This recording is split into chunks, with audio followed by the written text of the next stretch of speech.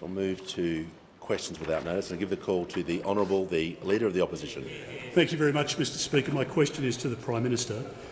In January of this year, a record 125,410 visa holders arrived in Australia, far outstripping the housing stock available here in our country. Prime Minister, given permanent and long-term overseas arrivals are outpacing the construction of new homes at a rate of almost 4 to 1, can the Prime Minister tell the House how many new homes or units were built in January? Call to order. Give a call to the member for Hume will cease interjecting immediately. Give the call to the Prime Minister. Thanks very much, Mr Speaker. And I'm asked a question about migration. And indeed, just last week, the Centre for Population put out a population forecast which showed that Australian population is now expected to be smaller in 2030-31 than the pre-pandemic forecast published by the former government when this bloke here was the minister, when he was the cabinet minister responsible for migration. Here's what the population statement said. For 2030-31, the expected population is 600,000 people, or 2.1%, below what was projected prior to the onset of the pandemic in 2019-2020. But it's not just when he was the minister, Mr Speaker, because this is what the Leader of the Opposition has said with his current title of Leader of the Opposition. He has said this on the 2nd of September 2022. We do need an increase in the migration numbers. Order. Order. Members on my right will cease interjecting. Order. Members on my right will cease interjecting. The Minister for Industry will cease interjecting. And I'll hear from the member for Deakin on a point of order. Thanks, Mr Speaker. The question asked the Prime Minister how many homes were built in January. If he's unable to answer that question, he should sit down. The Leader of the House. Speaker, it's become a practice now from those opposite to stand up taking a point of order, to not nominate any standing order, at all that they think is being breached. And in previous parliaments, when it's got to this point, there have been times where the Speaker has simply insisted that at the start someone has to nominate what standing order they're raising, because otherwise it's just being used as extra speeches. Order. I think we'll sort this out one way or the other. Moving forward, if you don't get up and say what the standing order, you'll leave the chamber immediately. So just that everyone's crystal clear. No more coming to the dispatch box, giving a speech, asking a question. Under the standing orders, there is one time to take a point of order on relevance. It's pretty easy to do. You simply just get up and say, I'm taking my point of order on relevance. So this is the warning shot. So if it is happening more and more, question time's not going to operate like that. If you do that, you won't stay. Prime Minister in continuation. Thanks very much, Mr Speaker. And of course, he didn't say it just once. He went on to say this in October 2022. In addition to a domestic workforce, of course, we need migration. We need migration. It wasn't a stutter, Mr Speaker. Order. Not a stutter. It was a repeat of how important it was, just to emphasise it. And then in his first budget reply, because there was no policy there at all, he said this: I brought in record numbers of people. Boasting he was, Mr Speaker, boasting. But it wasn't just him, Mr Speaker.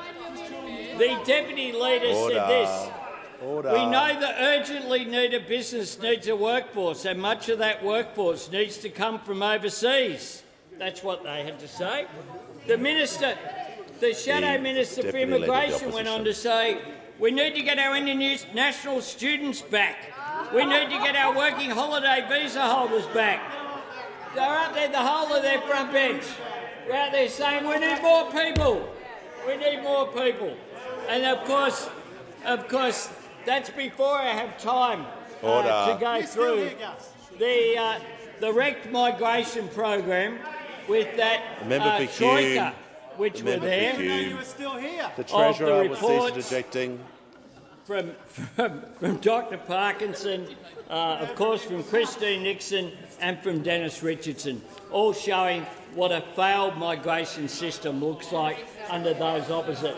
Well, we're getting on with fixing it with a minister who actually has a migration policy. Order. There is far too much noise. The Treasurer and the member for Hume can cease their dialogue across the chamber. That will assist greatly. Give a call to the member for Gilmore. My question is to the Minister for Health. What actions has the Albanese Labor government taken to make medicines cheaper for Australians while supporting a strong community pharmacy sector? What obstacles have been overcome to ensure that Australians with ongoing health conditions have access to cheaper medicine? We're not going to have commentary during questions. That's not starting up. So we're going to do this the right way. The member for Gilmore will start her question again. She'll be heard in silence without any interruption, and then we'll hear from the minister. The member for Gilmore will start her question again. My question is to the Minister for Health. What actions has the Albanese Labor government taken to make medicines cheaper for Australians while supporting a strong community pharmacy sector? What obstacles have been overcome to ensure that Australians with ongoing health conditions have access to cheaper medicines? Call to the Minister for Health and Aged Care.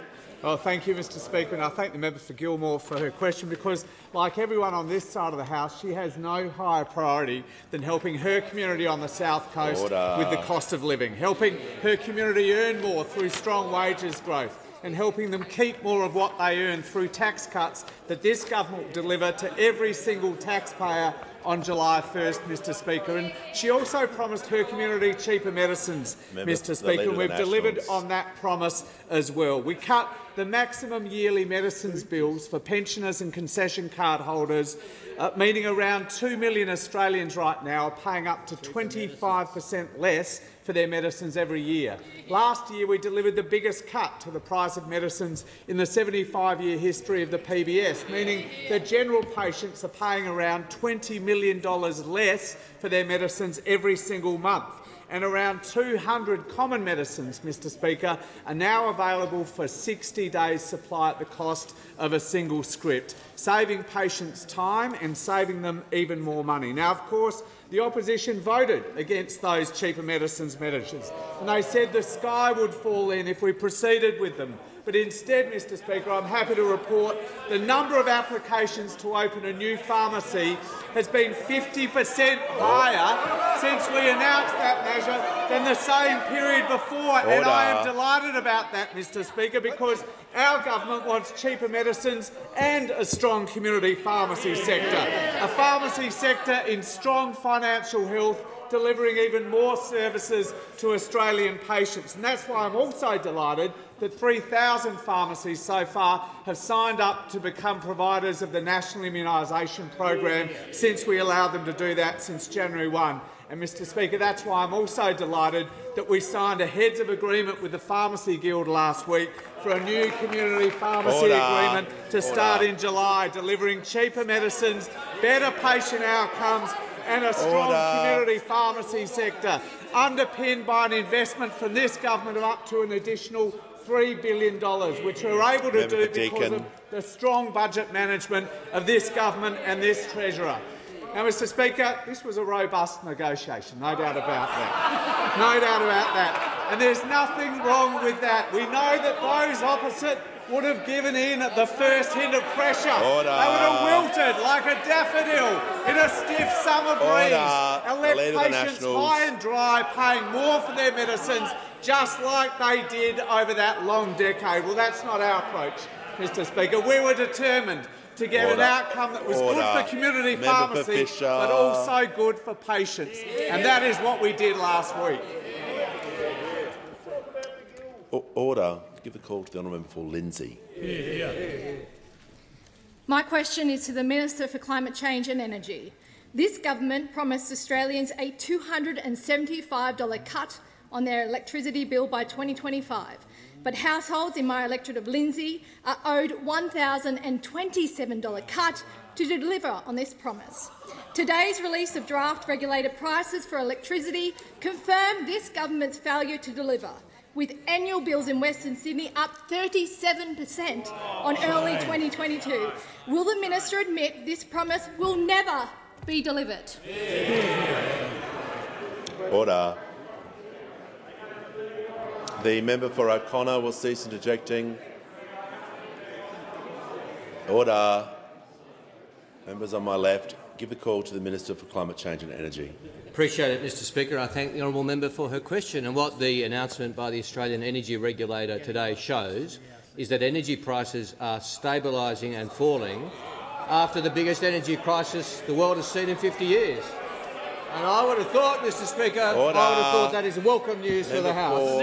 Welcome news for the House. Now, nobody should underestimate the cost of living pressures that the Australian people are under, and the need to be constantly vigilant to do more to help Australians with those cost of living pressures, including when it comes to energy prices. But it is a welcome fact that the honourable member's constituents who are on the Ausgrid network, on the Endeavour Energy network, Mr Speaker, would have received a residential reduction in prices of up to 7%, and small businesses on the Endeavour network, which covers the honourable member's electorate, receive a reduction of 4.4%. Now, that's a good thing, Mr Speaker, and we welcome it, while recognising that there is much more work to do. Now, this is a result, Mr Speaker, of several things. These announcements today by the Australian Energy Regulator are a result of several events. They're the result of the coal and gas caps that have been put in place by this government, which those opposite voted against. They are the result of reducing international pressure. We pointed to the international pressure when prices went up. We point to the international changes when prices go down. They are the result of getting more renewables into the grid, Mr Speaker, because renewables are the cheapest form of energy. Always sets them off, but it's true. And it's also the result of a request by myself as the federal minister, supported by state ministers, to the energy regulator to prioritise the needs of consumers, which overturned a previous request from the former Minister for Energy, the former member for Kooyong, Mr Speaker, changing that direction to the Australian Energy Regulator, and that has been reflected in the results today. And these are all positive developments and a welcome development in the face of ongoing pressures. The minister will pause. Has the minister concluded his answer? The member for Lindsay on a point of order. Point of order on relevance. I specifically asked, will the minister admit his promise of $275?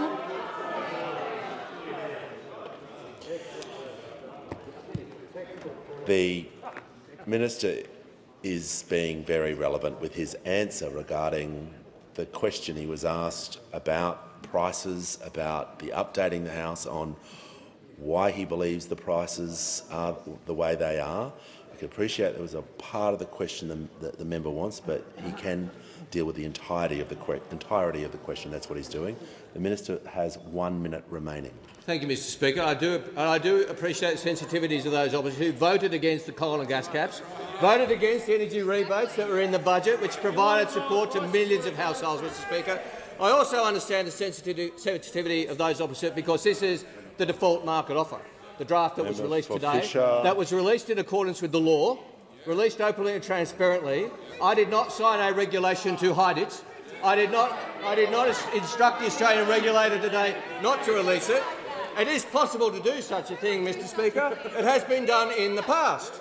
The former Minister for Energy signed such a regulation on the 31st of March 2022, which I tabled, Mr Speaker, signed by the member for Hume, instructing the Australian Energy Regulator not to release a 20% increase in power prices just days before the last federal election, which was a very dishonourable thing to do for the honourable member. Order. The House comes through. There's far too much noise from both sides of the chamber, so we're just going to take the temperature down. Give the call to the member for Swan. Thank you, Mr Speaker. My question is to the Prime Minister. How is the Albanese Labor government delivering on cost of living relief and making healthcare more accessible and affordable after a decade of cuts and neglect? Give a call to the Prime Minister. I thank the member for Swan for her question and for hosting me regularly in her wonderful seat in Perth, because she knows that making healthcare more affordable is one of the key elements of this government's plan. Making it more accessible is part of our plan for a better future, and that's why we've rolled out 58 urgent care clinics right around the country. That's why there'll be more included in our budget coming up in May. That's why the centrepiece of our last budget was tripling our investment in bulk billing, the largest ever increase in support for the Medicare system since Medicare was introduced.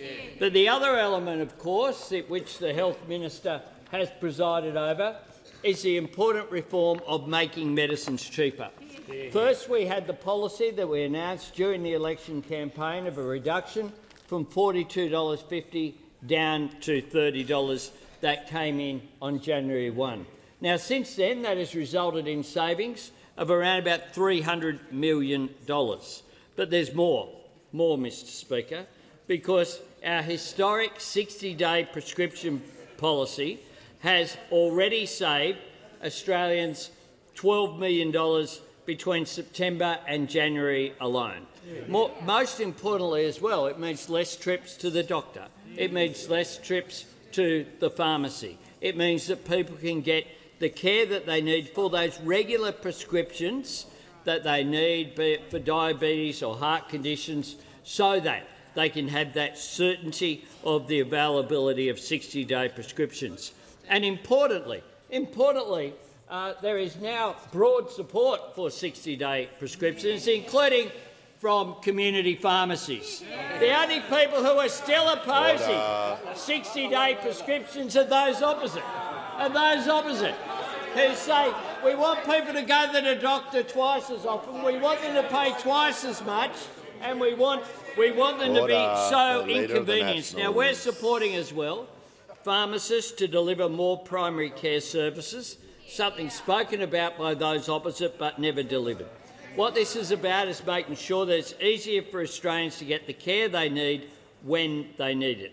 Taking action on cost of living on health care, together with our tax cuts that come in on July 1 for every taxpayer, together with cheaper childcare, together with the 300,000 fee-free take places that commenced last year, together with our energy price relief plan that has had a positive impact. All of them opposed by those opposite. An opposition bereft of any ideas concluded. Or any... Before I call the member for Curtin, I'd like to do some acknowledgements. Present in the Southern Gallery today are representatives from the government's 2023 Youth Advisory Group, and present in the Southern Gallery today are members of the Blucktown Community Leaders Forum and guests of the Minister for Communications, and I see Malcolm McCarris AO in the gallery. Welcome to you all. Give the call to the member for Curtin. This is a question for the Prime Minister. You've said you'll make political donations transparent, ban lies in political ads and reduce financial influence in elections. The next election's looming. Given the high public interest in this issue, will the Parliament and the public have an opportunity to comment on an exposure draft, or will we be presented with a bill by the major parties that's designed to lock out political competition? Give a call to the Prime Minister. With respect to the member for Curtin, I say to the member for Curtin that the lobbying on this issue has not been exclusively from people in the major parties. And if the member for Curtin wants me to talk about some of the lobbying that's going on, including from crossbenchers, I'm happy to do so.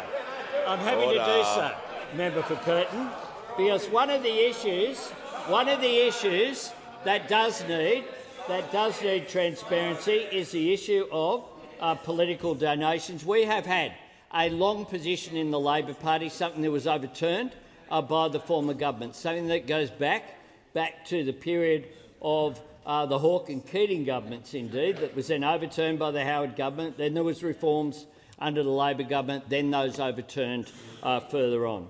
We are consulting very broadly, including with members and representatives of the crossbench, and the minor parties, as well as across the major parties, to see if reform, as proposed by the Minister Farrell, can receive very broad support.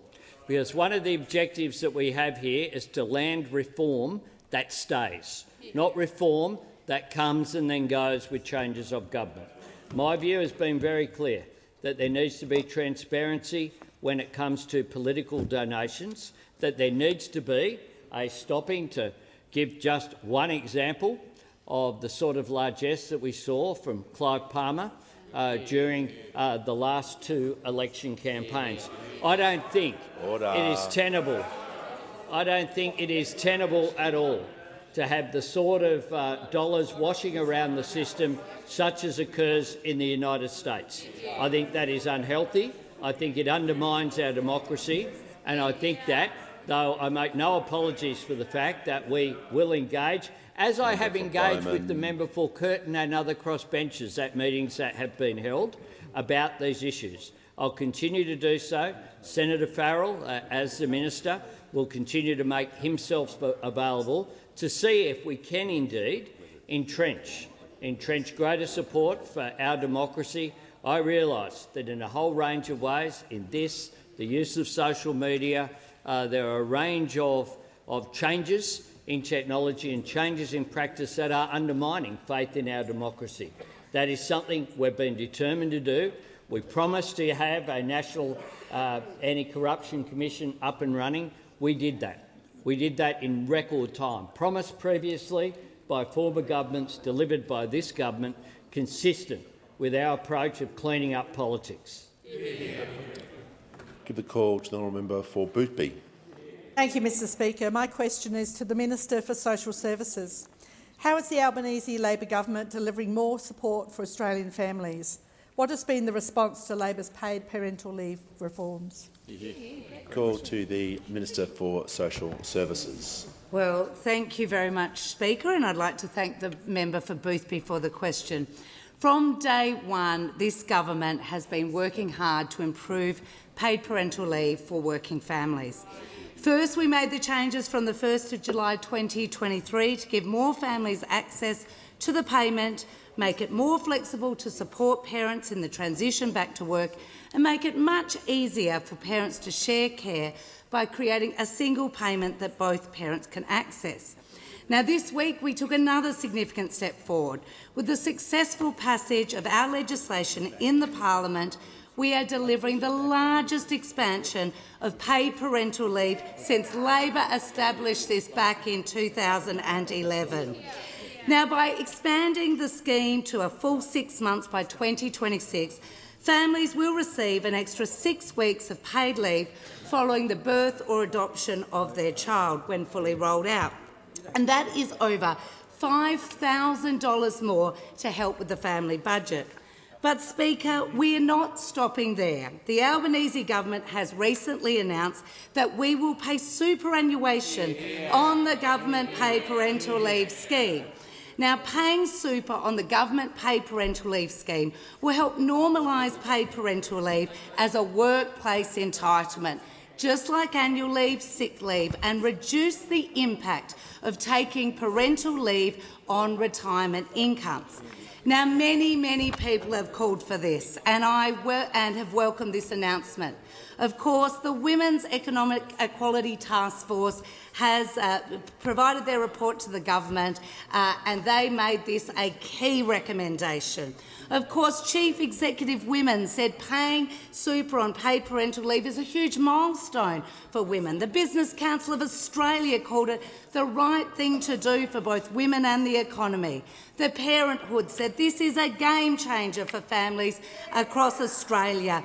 The Financial Services Council said it would increase the financial and well-being of Australian women. The CPA Australia said paying super on paid parental leave was well worth it. And the ACTU, of course, called it a historic step. Now, amongst all this positivity about our super announcement, it was disappointing that the first instinct from those opposite was to express negativity and reservation on our positive plan. Now, this is not surprising, considering this is those opposite called women of Australia, the mums of Australia, double dippers when they dared to take their leave provided by their workplace and the government paid parental leave scheme. Well, this government is standing up for working women, and we hope those opposite will too. Concluded. Order. Give a call to the member for Hume. Thank you, Mr Speaker. My question is to the Treasurer. The latest national accounts confirm that Australia is in an entrenched per capita recession or a family recession. At the same time, disposable income per person, living standards, have collapsed by 7.5% under Labor. Right now, population growth is the only thing left driving the economy. Treasurer, why are hard-working families paying the price for this government's failed economic management? Call to the order. Give a call to the Treasurer. Annual questions. Thank you, Mr Speaker. To those of you watching at home who thought that the Shadow Treasurer had been replaced, the good news, particularly for me, is that he hasn't. The member for Hume has survived the reshuffle on those opposite, not that you would know, Mr Speaker. That is the second question I've got in about 7 months, and so I'm pleased for the opportunity to be able to answer it. The Shadow Treasurer asked me about economic management, and I am absolutely delighted to get a question from him about economic management, because it gives me the opportunity to explain to him and to the House and to the country the progress that has been made in cleaning up the mess that he and his colleagues on the front bench over there left behind. If we take, for example, real wages, Mr Speaker, real wages are growing again in our economy. They were going backwards 3.4% when we came to office, and now they're growing again ahead of schedule. When we came to office, Mr Speaker, quarterly inflation was 3 times higher than it is now. It's now a third of what those opposite left behind, Mr Speaker. When it comes to productivity, we've had a couple of welcome quarters of productivity growth in the national accounts that the Shadow Treasurer references, Mr Speaker. Order. And so the point is, Mr Speaker, I'm asked about living standards. If those opposite really cared about living standards in our country and in our communities, they would have voted for electricity bill relief. The member for Grey. If they really cared about cost of living pressures in our community, they'd support our efforts to get wages moving again. If they really cared about cost of living pressures in our communities, Mr Speaker, they'd support our efforts to clean up the mess that they made of the budget. When we came to office, Mr Speaker, there was a deficit of $78 billion. By the end of our first year in office, that had become a $22 billion surplus. Mr Speaker, that $100 billion turnaround is the biggest nominal turnaround in the budget in the history of the Commonwealth, Mr Speaker. And it shows that when we came to office, when the Shadow Treasurer was busily trying to hide price rises in the economy and the electricity market, as the Energy Minister said a moment ago, when he was one of the worst performing ministers in one of the worst governments since Federation, he handed to us, and they handed to us, real wages going backwards, inflation absolutely galloping. There was debt and deficit as far as the eye can see. We were paying far too much to service the debt that they left behind, the $1 trillion of Liberal debt. Now, we are under no illusions, Mr Speaker, about the challenges in the economy. We know our economy is slowing. I said that when the national accounts came out. I also pointed out in per capita terms that it happened on 6 different occasions under those opposite, that the economy went backwards in per capita terms. Order. It happened in 6 different occasions, Mr Speaker. He really should understand that before he asks a question like that. I'll see him in 7 months. Order. The member for Hume will cease interjecting, or he'll be warned. The member for Hume, I just said cease interjecting, and don't respond. Don't say anything. Trust me. And the Treasurer will also stop interjecting. So I can hear from the member for Solomon. Thanks, Speaker. My question is to the Minister for Education. What is the Albanese Labor government doing to build a better and fairer school education system in the Northern Territory? Call to the Minister for Education. Thanks, Mr Speaker, and can I thank my good friend, the sensational member for Solomon, for his question. The Northern Territory has some of the most disadvantaged communities in the country, and it also has at the moment the most underfunded schools in the country. At the moment they're funded at less than 80% of what David Gonski said they should be. In other words, 1 in 5 kids in class in the Northern Territory today aren't being funded at all. In other words, they're not getting the support they need and that other children take for granted to learn to read and write and finish school. And until last week, that wasn't supposed to be fixed until 2050. That's the date when they were expected to hit 100% of what David Gonski said they needed. What we announced last week is that we are bringing this forward by more than 20 years. To do that, we're going to double Commonwealth government funding to public schools in the Northern Territory.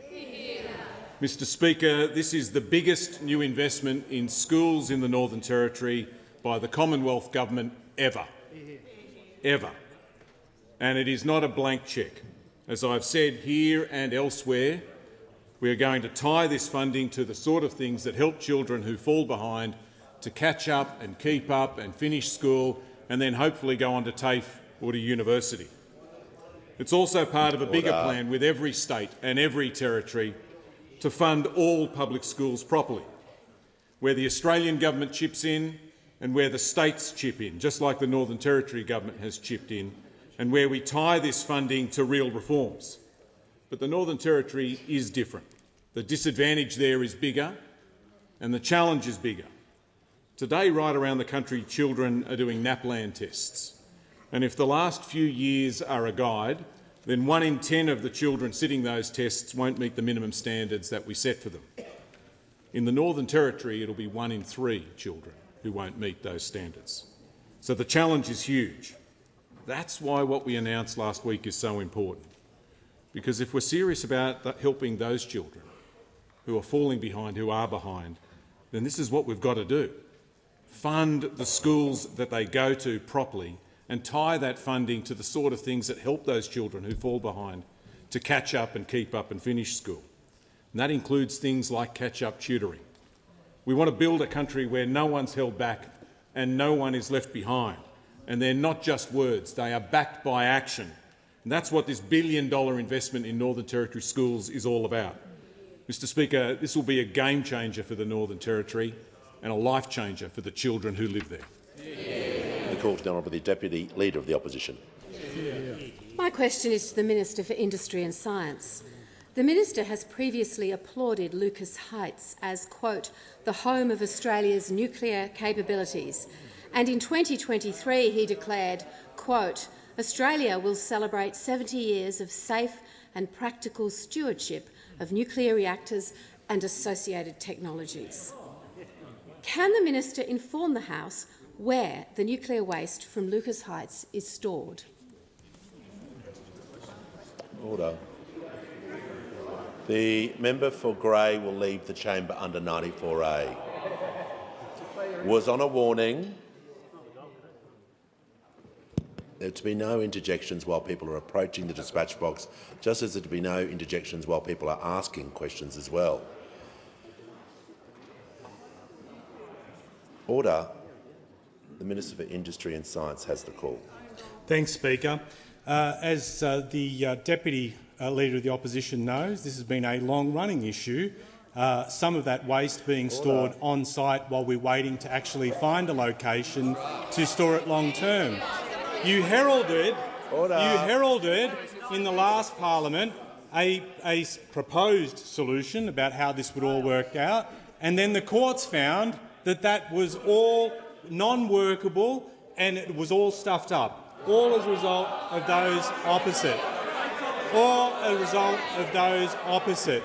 We are currently, ANSTO has informed me that they are quite able to store in the short term those low levels of radioactive waste, while a longer-term answer is found. And we would certainly welcome, but are not holding our breaths, for a bipartisan response or an approach to that. But in the absence of that, we will get the job done. Order. Give the call. Order. Order. When the House comes to order, the Minister for the Environment will cease interjecting before I ask a question. So will the Leader of the Opposition. Order. We're just going to have the chamber return to order so I can hear from the member for Chisholm. Thank you so much, Speaker. My question is to the Treasurer. What does the Independent Reserve Bank's decision on interest rates mean for the economy? Give the call to the Treasurer. Thank you, Mr Speaker, and thank you to the wonderful member for Chisholm for her question. The Independent Reserve Bank has kept rates on hold at 4.35%, and they've pointed to the fact that inflation is moderating in line with their forecasts. Interest rates have now been on hold for more than 4 months. By the time that the Reserve Bank Board next meets, that will have been 6 months without an interest rate hike. This gives homeowners and small businesses some of the certainty that they need and deserve in difficult times. It's a reflection of— The Treasurer will pause. The member for Fisher has interjected around 18 times between yesterday and today. He's warned, and he won't interject. I know he's packing up, but he can be a lesson, be a beacon of hope to everyone by not interjecting for the remainder of this question and every other question.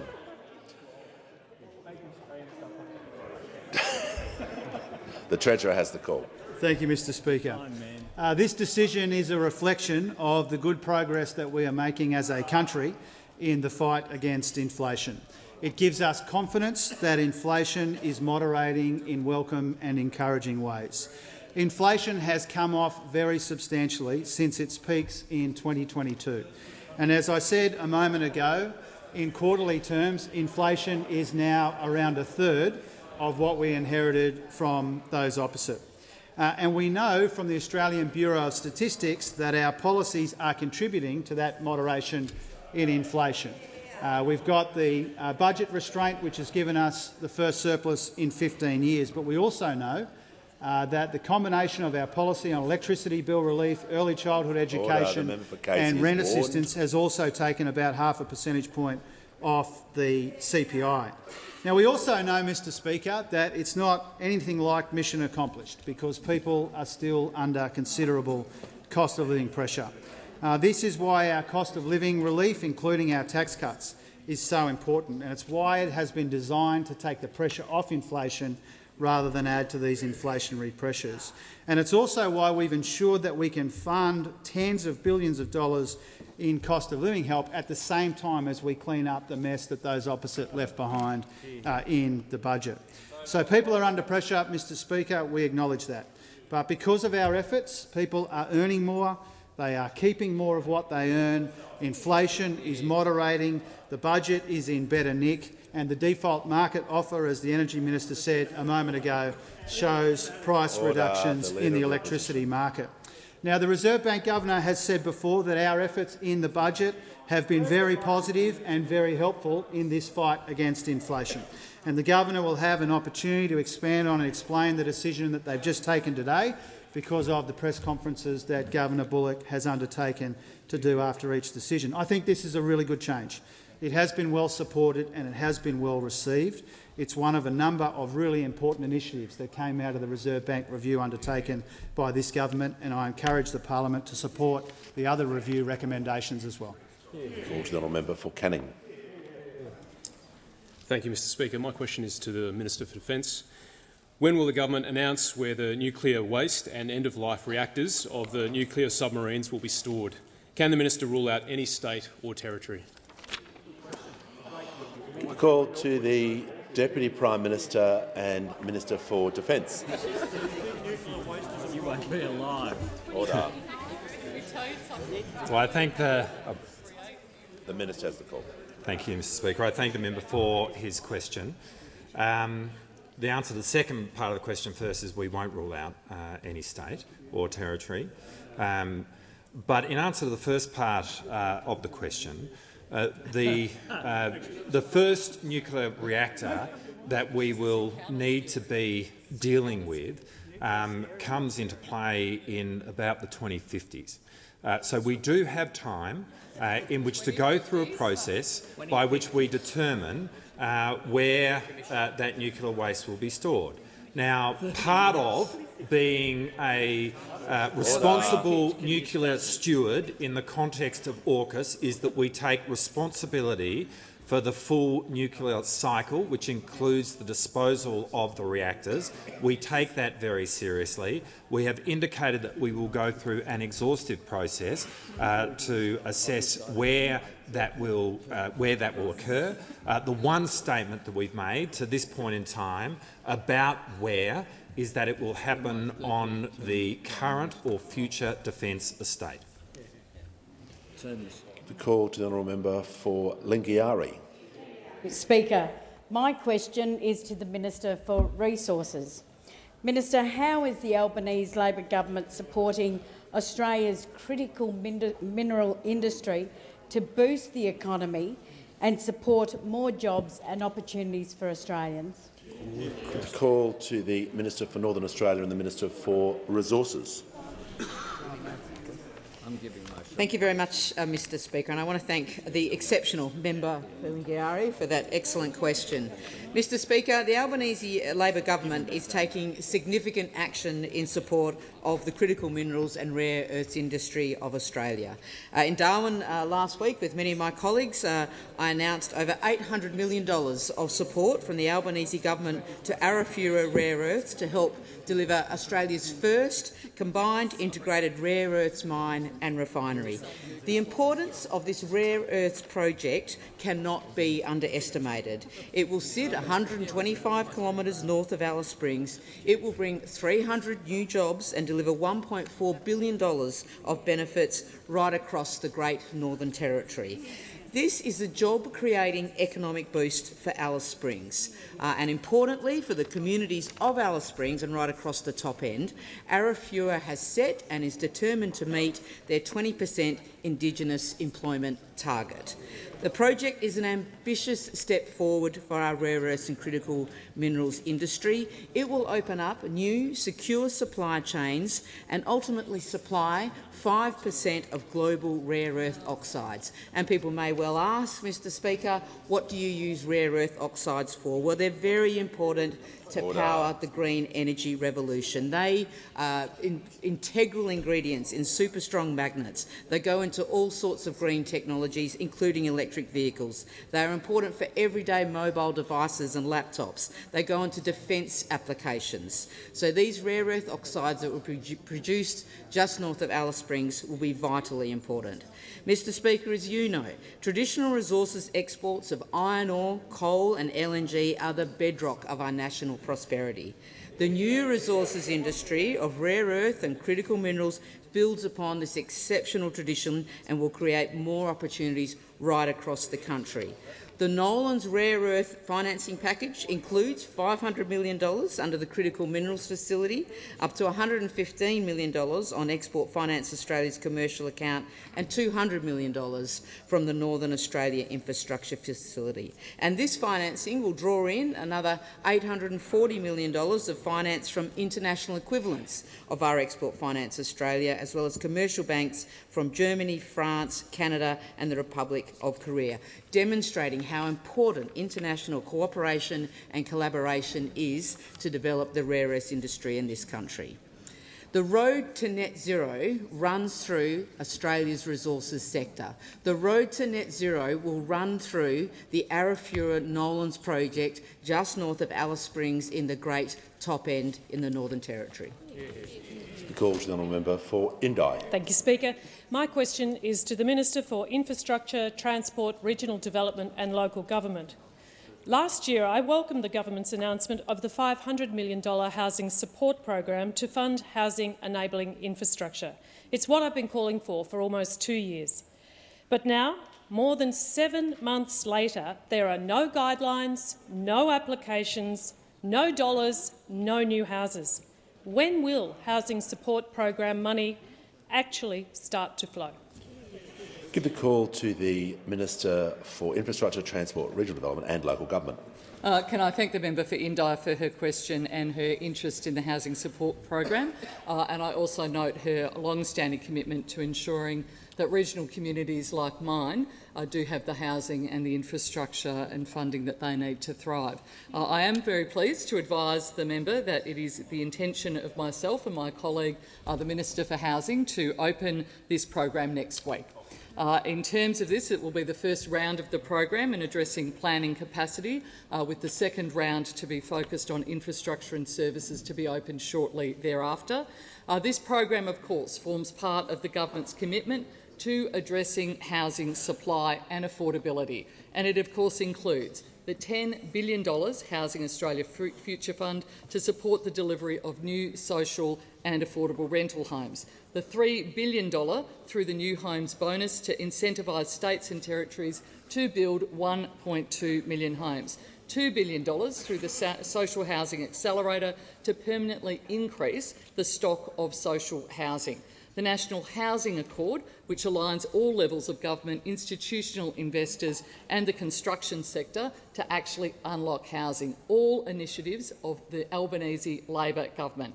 I'm pleased to be administering the $500 million housing support program, an important part of the Australian government's efforts. The program, of course, as you know, will provide funding for planning capability to get more housing approvals through the system more quickly and getting strategic plans in place to unlock new sites for housing investment, whether it be in Wodonga, in Benalla, in Beechworth or in Bright or anywhere else across Australia.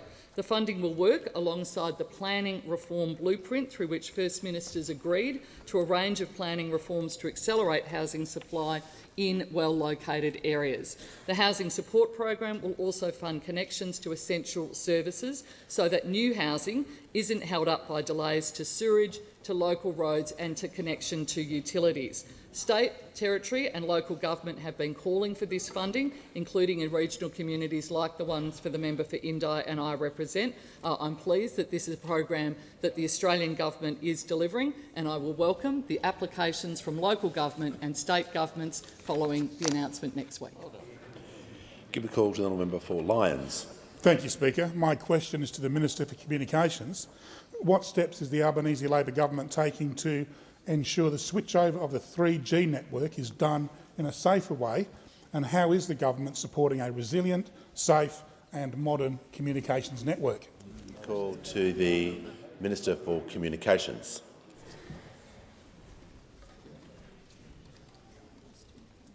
Thank you, Mr Speaker, and I thank the member for his question. Members may be aware that Australian 3G networks are being switched over this year, and this impacts different devices in different ways. There are devices that rely solely on 3G, including 3G-only handsets, some EFTPOS machines and medical alarms. 3G-only handsets won't be able to make any calls after the switchover, and that will be apparent to users. The industry has been identifying and contacting customers with these devices. However, there's also a subset of 4G handsets that use 4G for voice and data, but are configured by the manufacturer to use 3G for 000 calls. Now, this category of handset is of more concern because it won't be apparent to users that their handset can't call 000 after the switchover. They'd only discover this during an emergency. My department has been seeking information on this issue to determine the scale, the scope and the actions being taken by industry. I was recently briefed and learnt that up to 740,000 devices may be impacted. Based on this advice, and particularly the scale, I am not satisfied that adequate efforts have been made by industry to identify and inform their impacted customers. Immediate action is needed, and that's why I've tasked mobile operators to establish a new working group so industry collectively acts to improve their customer and handset identification and public information on this matter. I've asked Telstra, Optus and TPG to give me their action plans by the 25th of March and fortnightly updates, and I've told CEOs directly that consumers must have easier ways to check if their handset is affected. Mr Speaker, the government takes this issue extremely seriously and will continue to monitor the switchovers and note that options exist in law, including potential proposals to delay 3G switchovers if that is in the public interest and subject to consultation processes. Mr Speaker, Australians rightly expect the 000 service can be relied on when they need it. It's one of the most critical public interest requirements for mobile carriers. The industry is now on notice to resolve this as an absolute priority.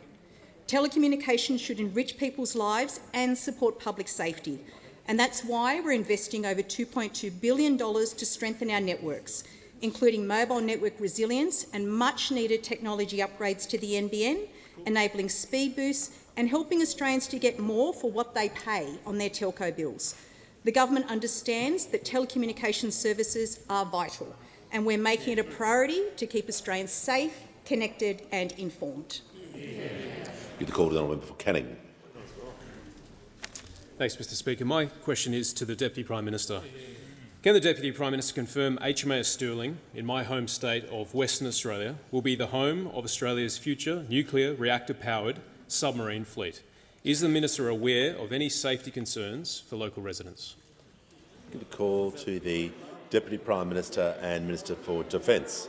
Absolutely hilarious. Order. Minister has the call. Scary or not scary? Who did your tactics? Thank you, Speaker. Can I thank the member for his question?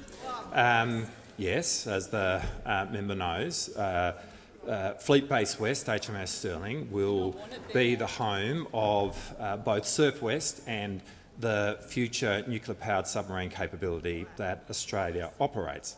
And there will be an enormous effort in terms of putting in place safe regulation of the nuclear establishment and safety of that site.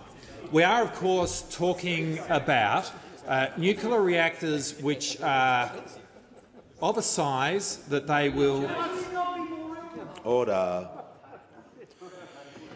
The Minister will pause and I'll hear from the Leader of the Opposition on a point of order. Thank you very much, Mr Speaker. On relevance, the Minister was asked, is the Minister aware of any safety concerns for local residents? I will listen carefully to the Deputy Prime Minister about his answer. I was hearing he was talking about the nuclear submarines, and he's got 2 minutes. Order for the remainder of the question, so he's being directly relevant, and I don't think he could be even more relevant if he tried, so I'll allow him to continue. Thank you, Mr Speaker. We are, of course, talking about a nuclear reactor of a size which will power a single machine. That's what we're talking about in terms of the nuclear reactors that are within the submarines. And we understand the sensitivity involved here and the safety that needs to be put in place. These are not nuclear reactors of the size, for example, which would power cities. These are not nuclear reactors of those Members size. on my left will cease to And of course, they do not generate the same amount of material of a nuclear reactor which might, for example, power a city. And we understand the sensitivity that would be involved in giving assurance to the Australian people about where reactors which power cities might reside and where the nuclear material that comes from those reactors would ultimately be stored. That is on a completely different scale to what we are describing in terms of a nuclear reactor which powers a single machine. Those opposite are trying to draw some comparison between them and nuclear reactors which power cities. That is the difference here. What we are doing is making sure that the nuclear establishment in respect of Australia's nuclear-powered submarines will be completely safe. What they are positing is something entirely different. Order.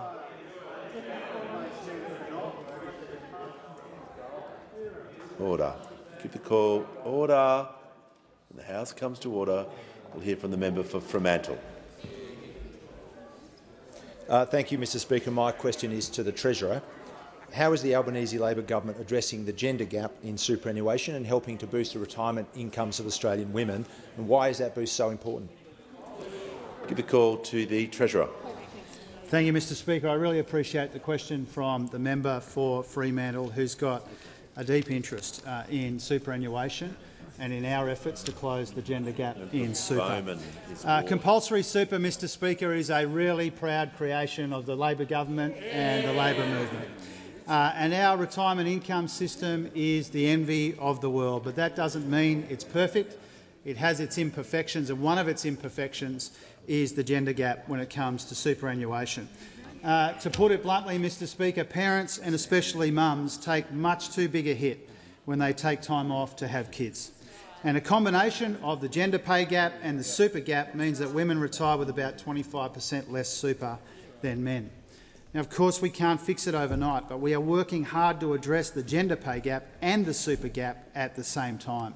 And that's why we are really proud to have announced that we will now be paying the super guarantee on the government paid parental leave scheme, Mr Speaker. We have said for some time that this is a priority for this Albanese Labor government, and now we will make it a reality for the mums and dads of Middle Australia. This will benefit about 180,000 families a year. It will boost retirement incomes for women. It will reduce some of the impact of interrupted work patterns. It will help make superannuation fairer. And for all of these reasons, this is not just good social policy, this is good economic policy as well. We are paying super on paid parental leave, and we are expanding and extending parental leave itself as well. And here I pay tribute to the Social Services Minister for getting the paid parental leave extension through the parliament this week. What a really proud achievement of this minister and this government. I pay tribute to her, and I pay tribute to the Assistant Treasurer. I pay tribute to Minister Gallagher, and before her, the Environment Minister. I pay tribute to the member for Newcastle and others who have campaigned for so long for this really important change, Mr Speaker. This government is all about ensuring that Australian women can earn more and keep more of what they earn and retire with more as well. Our tax cuts are better for women. Our wages policy is better for women. Our retirement incomes policy is better for women as well. And all three of these important policy areas are working together to close the pay gap and to close the superannuation gap as well. Mr Speaker, this is how we build on proud Labor legacies like paid parental leave and compulsory superannuation to deliver for mums and dads and families, for local communities and for the national economy as well. The call to the honourable member for Brisbane. Thank you, Speaker. My question is to the Prime Minister. Tomorrow, the Greens will introduce a bill to create divestiture powers so we can finally break up the Coles and Woolworths duopoly and end the price gouging, powers that already exist in Europe and the United States. Will your government stand on the side of Australians and take on the big supermarket corporations, or will you just trot out your weak excuses about the Soviet Union and let the giant supermarkets continue to ride roughshod over Australians? Order. The Assistant Treasurer will cease interjecting. Order. Members, order. We're not going to have interjections before a Minister or Prime Minister speaks. Just want to remind all members I could barely hear that question because of the noise, so we can just make sure questions are heard in silence, and hopefully answers will be heard in silence as well.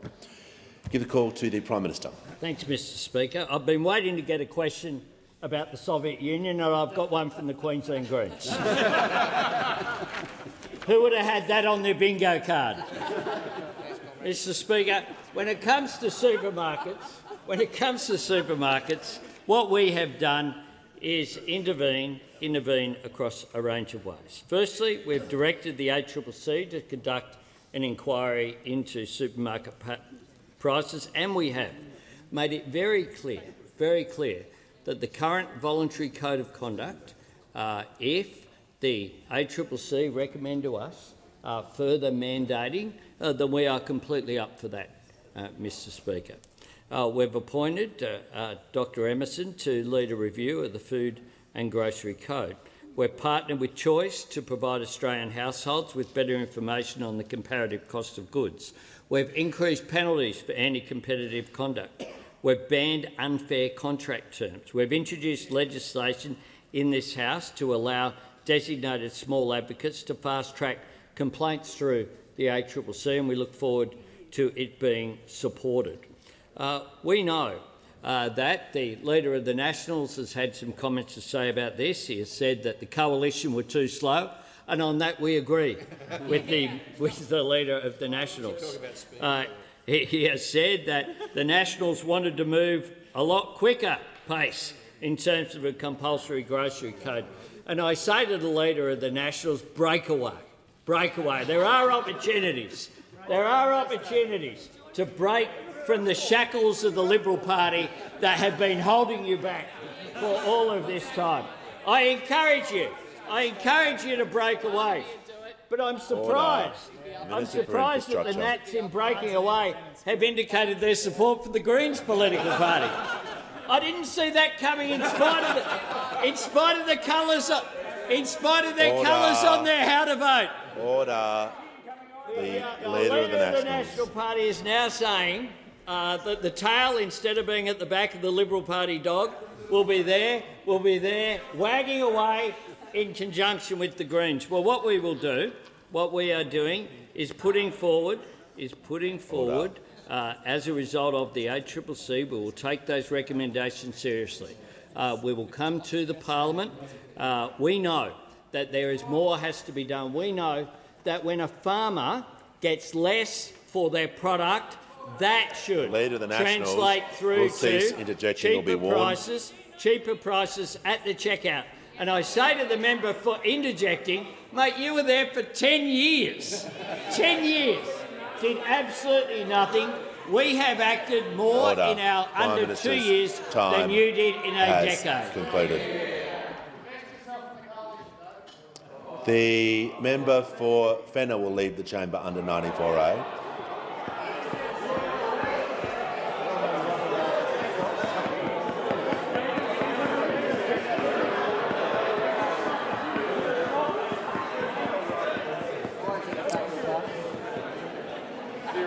Order.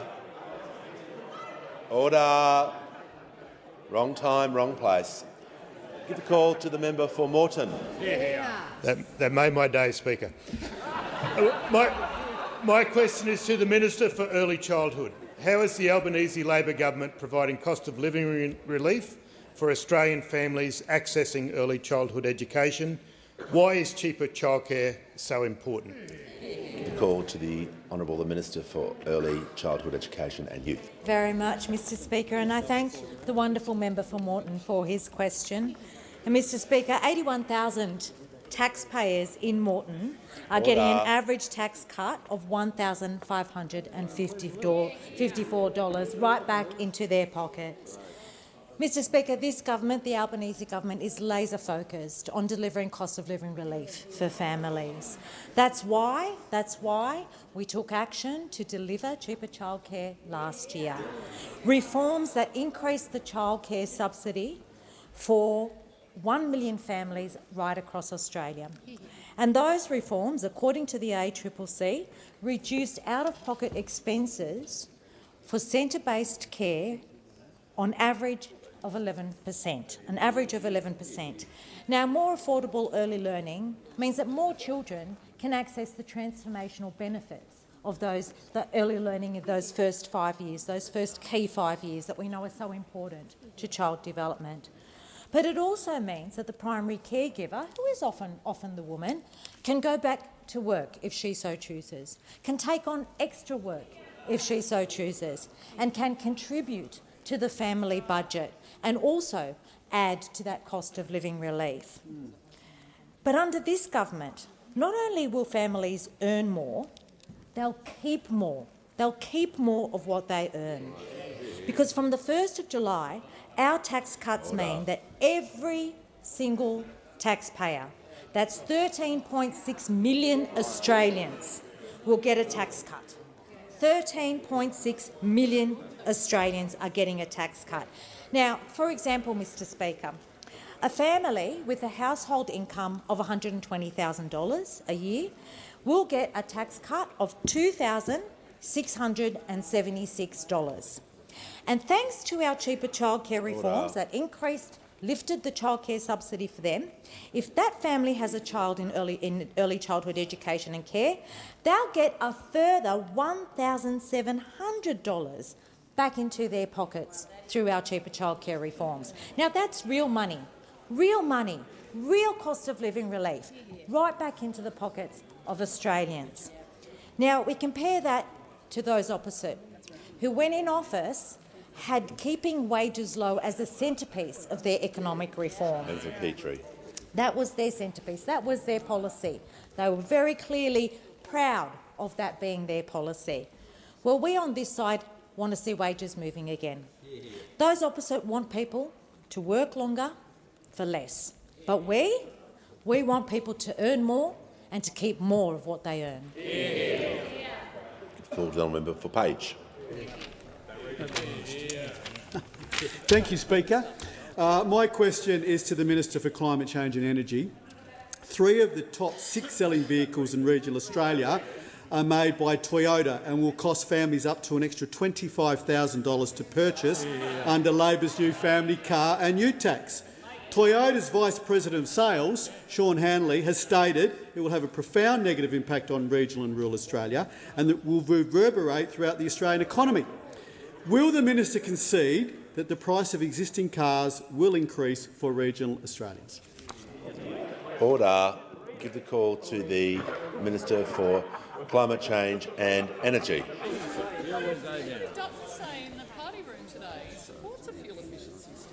Order. The Minister has the call and be heard in silence. Well, thanks very much for the question and thank you for the call, Mr Speaker.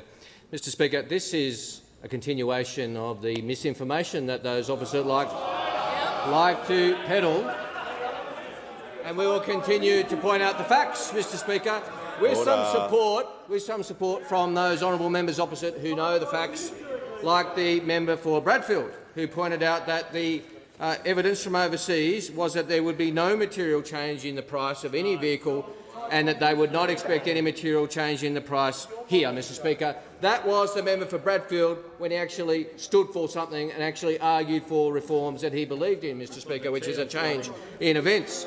Now, in relation to the question, I make a number of points.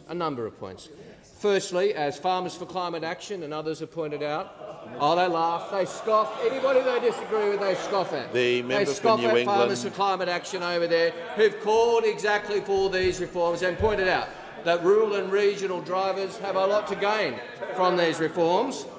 And I also point out in relation to price impacts, which I'm asked about by the honourable member, that the FCAI, the peak group which has made claims in this case in terms of price impacts, said on the weekend, clarified their position and said this is not a forecast on price impacts, which is a considerable change. Now, Mr Speaker, the fact of the matter is this. As we've said before, it is time for Australia to catch up with the rest of the world. These standards were introduced in the United States in 1975, in Japan in 1985, in China in 2005, in South Korea in 2006, in the European Union in 2009, in Canada, a country with similarities to Australia and differences, but Canada in 2011, Mexico in 2013, India in 2014, Saudi Arabia in 2016 and New Zealand in 2023. Now, Mr Speaker, it's also the case that those opposite could ask us why we aren't going further. Because the model that we are proposing, the Minister for Transport and I, has lesser standards than those in New Zealand and Europe. We are being less onerous in terms of what we're asking car companies to do, and also the Minister for Transport and I have been consulting widely with industry. We didn't have to do that. We could have just introduced legislation and pushed it through. We run a consultative government which listens to people, works with people and takes on board sensible suggestions as how we can best implement our policies. And that's exactly what the Minister for Transport and I have been doing, working with those in the industry who do recognise the need to bring better and more fuel-efficient cars to Australia and recognise that government leadership is important to help them do so. The call to the Chief Government Whip. Thank you, Speaker. My question is to the Prime Minister. Why, Prime Minister, is the government focused on renewables with firming capacity for future energy needs? What alternatives to the government's plans have been proposed? The call to the Prime Minister. I thank the Chief Government Whip for her question, and indeed the government is very focused on the fact that renewables are the cheapest form of new energy and that firming capacity through gas or the use of batteries will be important in driving that home. But we have had some alternatives floated, Mr Speaker, and one of those, the Leader of the Opposition's media team were round the gallery yesterday saying they were going to make a decision last night. And it was going to be announced their nuclear policy. But today he went to the party room and he said, well, there are a few details that were outstanding. Just four.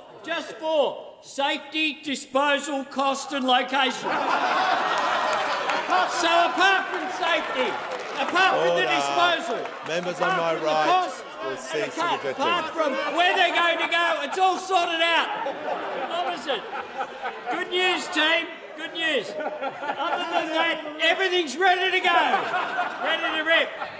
We just need to buy the land, pour the slab, build the walls and put the roof on, then we have a new house. Unbelievable.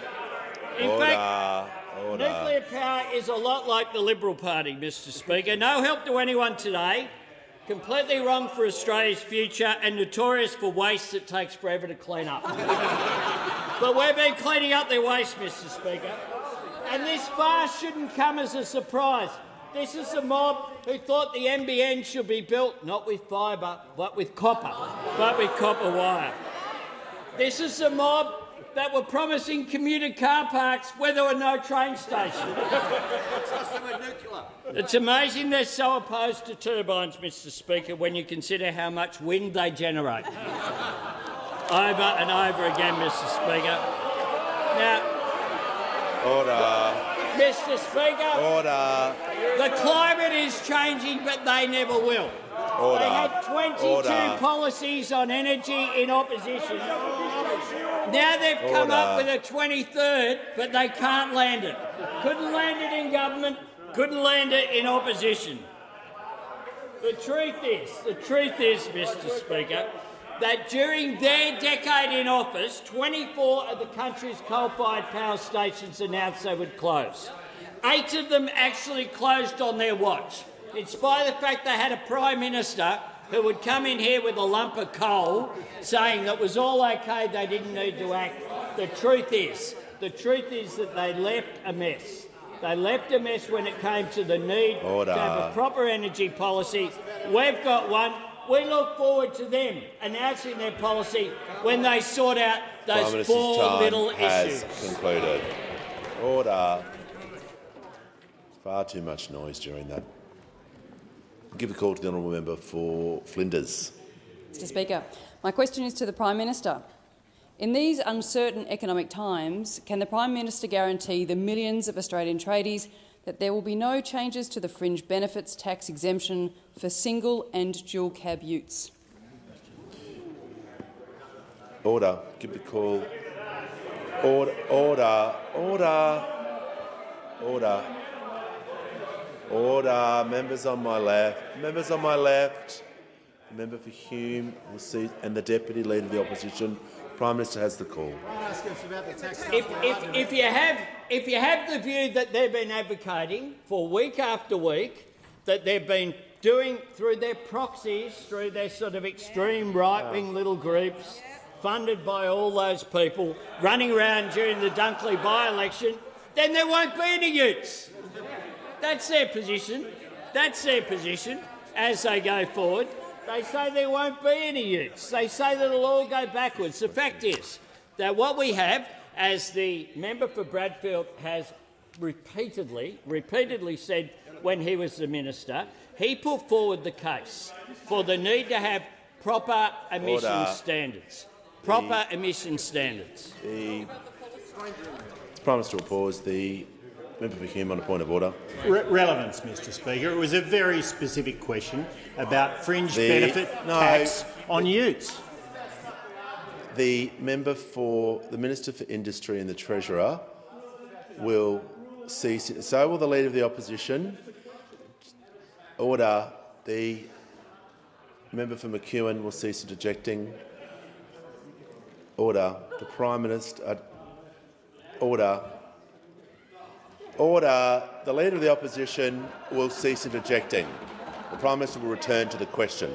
Order. Thanks, Mr Speaker. I'm talking about what we are doing, not what we're not doing. What we are doing, not what we're not doing. Order. And what we are doing is putting forward a sensible measure. Order. And we're putting forward We're putting forward a proposition which those opposite couldn't land over a whole decade. We're putting forward a proposition which, when we were the opposition and this minister approached this shadow minister for transport, what we did was say, yes, we will provide support for this reform because it is in Australia's national interest. Because what you run appropriately on Australia's national interest is good reform, and that is what we are doing. Order. The Manager of Opposition Business. Prime Minister will cease interjecting. The Manager of Opposition Business will cease interjecting, so I can hear from the member for Macon. Thank you, Mr Speaker. My question is to the Minister for Employment and Workplace Relations. How are the Albanese Labor government's workplace relations reforms helping Australians earn more after a decade of wages being kept deliberately low? Give a call to the Minister for Employment, Workplace Relations and the Minister for the Arts. Thanks very much, Speaker, and I thank the member for Macon for the question and for the commitment that he shares with every member of this government that we want people to earn more and to keep more of what they earn. The question invites, and I just want to focus on one particular example because we've often gone to the big statistics in terms of what's happening with real wages now returning in terms of growth, or what's been happening with the gender pay gap getting to its lowest level ever. But I want to just focus on one employer and one set of laws and what changed on laws that this side supported and those opposite opposed. And that's the change that went through in Secure Jobs Better Pay, which was to abolish the zombie agreements. Now, this article came out when Parliament wasn't sitting, but I think we should refer to it. It was by David Murray Guzman in the Financial Review. It was at the end of last year, and it referred to a labour hire company called AWX, which is a subsidiary of People In. Now, that labour hire company had an old zombie agreement that dated back to 2004.